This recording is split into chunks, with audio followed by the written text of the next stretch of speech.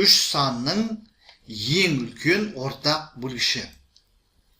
Бүгінгі сабағымыздың тақырыбы.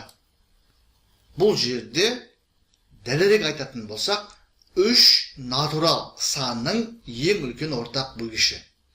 Біз өткен сабақтарымыздың бірінде екі натурал санның ең үлкен ортақ бөлгіші туралы анықтаманы бердік, оны табудың алгоритмін көрсеттік және нақты мысалдар арқылы түсіндірген болатынбыз. Ол бейнероликке сілтемені осы бейнероликтің астында табуға болады. Мен сілтеме қалдырып кететін боламын. Сонымен үш санның ең үлкен ортақ бөлгіші. Оны қалай табады? Үш натурал санның ең үлкен ортақ бөлгішін табу керек. Нақты мысал, есеп 260, 130 және 120 сандарының ең үлкен ортақ бөлгішін табыңыз. Жазып қойайық. Ең үлкен ортақ бөлгіш.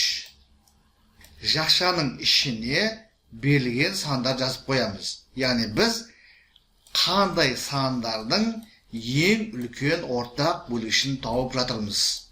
Ол сандардың барлығын жазамыз. Біздің жағдайымызда 3 сан. 260, 130 және 120. Тең болатын таңбасын салып қойайық. Әрі қарай қалай шығарамыз. Екі сан жағдайындағы сияқты берілген сандардың әрқайсысын бағанды пайдаланып, жай көбейткіштерге жіктейміз. Ең кіші жай сандан бастаймыз. 260 жұпсан 2-ге бөлінеді. 130 болады. 130 жұпсан тағы да 2-ге бөлінеді. 65 шығады. 65 тақсан 2-ге бөлінбейді. 2-ден кейінгі жай сан 3, 65 3-ге бөлінбейді. Одан кейінгі жай сан 5, 65 5-ге бөлінеді. Себеп соңғы цифры 5. 65-ті 5-ге бөлсек 13 шығады. 13 жай сан ол бірге және тек қана өзіне ғана бөлінеді. 13-ге бөлеміз, 1 шығады. Келесі тап осылай 130 санын жіктейміз. Бұл жіктеу қиын емес. Біз алдыңғы бағанда 260-ті жіктегенде тауып алған болатынбыз. 130 жұпсан 2-ге бөлінеді. 65 болады. 65-ті 5-ге бөлеміз. 13 шығады. 13 жай сан өзіне ғана бөлінеді. 13-ге бөлгенде 1 шығады.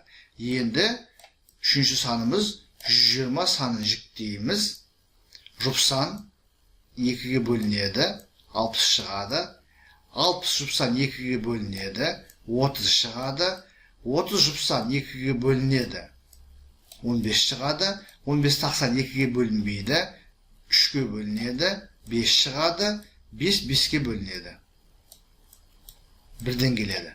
Енді осы үш бағандағы жіктелулердегі бірдей, яғни үшеуінде де кездесетін жай көбейткіштерді белгілейміз. Әдетте қоршап қояды. Барлығында да 2 бар. 1 2, мұнда да 2 бар. Үшінші бағанда да 2 бар. Мұна бірінші баған мен үшінші бағанда 2 бар, бірақ екінші бағанда 2 цифр жоқ. Сондықтан бұны 2-ге жоқ деген сөз. Яғни онда үштік табылмайды. 5-ті қарайық, мұнда да бар, екінші бағанда да бар, үшінші бағанда да бар.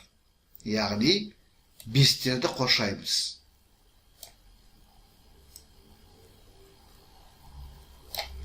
13 бірінші, екінші бағандарда бар, бірақ үшінші бағанда жоқ, яғни үштік шықпайды. Мұна 2, яғни бірінші бағанда 2 бар, бірақ екінші бағанда 2 жоқ. 3, үшінші бағанда ғана бар, 1 мен 2-де жоқ. Бізде тағы қайталап айтамын, 3 бағанда да кездесетін бірдей сандарды белгілейміз. Енді әрі қарай алгоритм бұрынғыдай. Яғни 2 санның үлкен ортақ бөлгішін табу жағдайындағы сияқты біз бір бағандағы, яғни бір жіктелудегі белгіленген, біздің жағдайымызда қоршалған көбейткіштерді алып өзара көбейтеміз. Бізде тек қана 2 мен 5 бар, оларды көбейтсек 10 шығады. Сонымен берілген 3 натурал санның ең үлкен ортақ бөлгіші 10 саны екен. Енді, құрметті оқырмандар, өздеріңізге тапсырма орындап көріңіз. жауаптарыңызды бейнероликтің астындағы комментарийға жазыңыздар.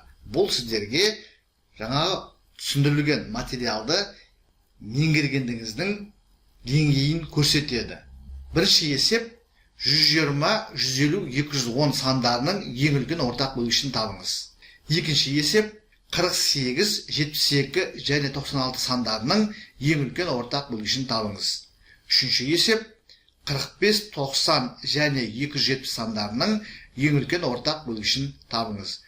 Үш есеп бір тақырып, бірақ әр қайсысының өзінің ерекшелігі болады. Оны да байқасаңыздар, роликтің астындағы комментарийға жазуларыңызға болады. Сонымен құрметті оқырмандар, бүгінгі сабақта біз 3 натурал санның ең үлкен ортақ бөлгішін табудың алгоритмін айттық және бір нақты мысалды алып есепті шештік. Сіздерге барлығы да түсінікті болды ғой деп ойлаймын. Егер бейнеролик ұнаса, лайк қойыңыздар.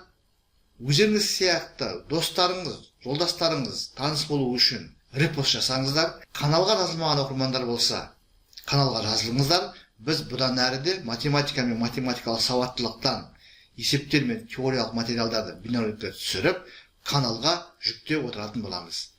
Сіздермен бірге болған математика пәнінің оқытушысы Әлсейтов Амангелді Құмарлы. Зейін қойып тыңдағандарыңыз үшін көп-көп рахмет. Келесі кездескенше.